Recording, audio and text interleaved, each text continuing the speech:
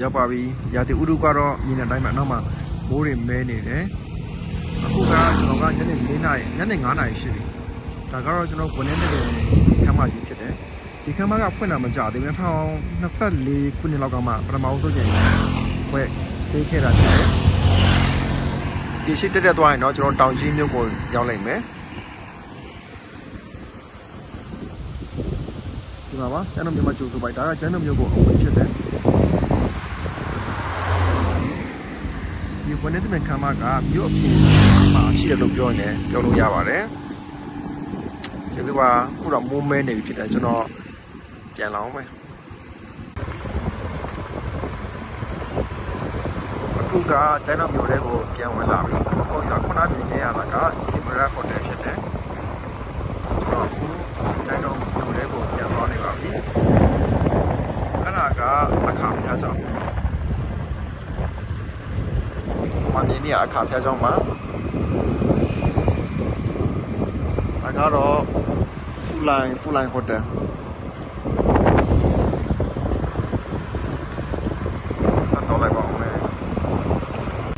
โอเคရောက်ပြီဒါကကျွန်တော်ပြချင်တဲ့နေရာတစ်ခုနောင်ခမ်းကန်လို့ခေါ်တယ်ကျွန်တော်တို့ကျန်းတို့မှာကရေကန်2ကန်ရှိတယ်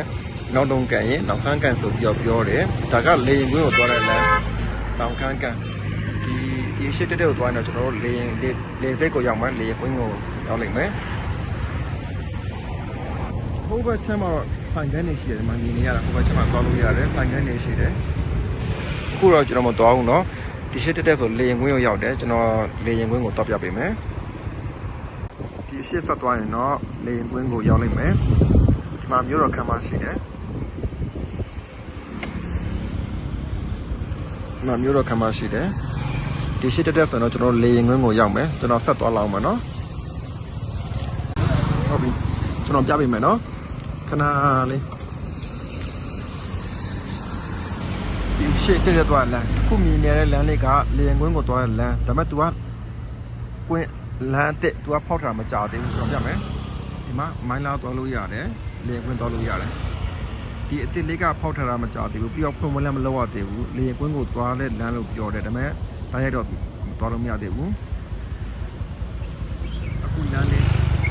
ဒီလမ်းလေးကတော့ကျွန်တော်လေရင်ကွင်းကိုသွားတဲ့လမ်းအဟောင်းလေးဖြစ်တယ်အခုလည်းသွားလို့ရတယ်လမ်းဒီလမ်းကတော့ကျွန်တော်မိုင်းလာမြို့ကိုသွားတဲ့လမ်းဖြစ်တယ်မိုင်းလာကိုသွားလို့ရပါတယ်အခုတော့ကျွန်တော်ကဒီလမ်းတစ်ကိုပြပေးမယ်နော်ဒါဖွင့်တော့မဖွင့်သေးဘူးဒါပေမဲ့တော်တော်လှတယ်ကျွန်တော်တို့နေပြည်တော်မှာဆိုတော့အမြန်လမ်းပုံစံဖြစ်တယ်တော်တော်လေးကိုလှပါတယ်နေပြည်တော်မြို့ရဲ့တိုင်းလိုပဲပုံစံချိန်လဲကျက်တယ်အားလေးကျွန်တော်အရင်ပြပေးမယ်ဒီမှာပါဒီလမ်းကလေကွင်းကိုသွားတဲ့လမ်းဖြစ်အစ်စ်ပါဖွင့်ပွဲတော့မလုပ်ရသေးဘူးဒါပေမဲ့တော်တော်လေးတော့သူပြီးနေပြီတော်တော်လေးစပါဒီနားလေးကညနေခင်းဆိုတော်တော်9 နာရီ6 နာရီလောက်ဆိုလေသူတို့ဒီပြီးတိုင်းနဲ့အရန်လှတယ်ပြီးဒီနားနဲ့ဆိုင်လေးလည်းတော်တော်လေးစပါတယ်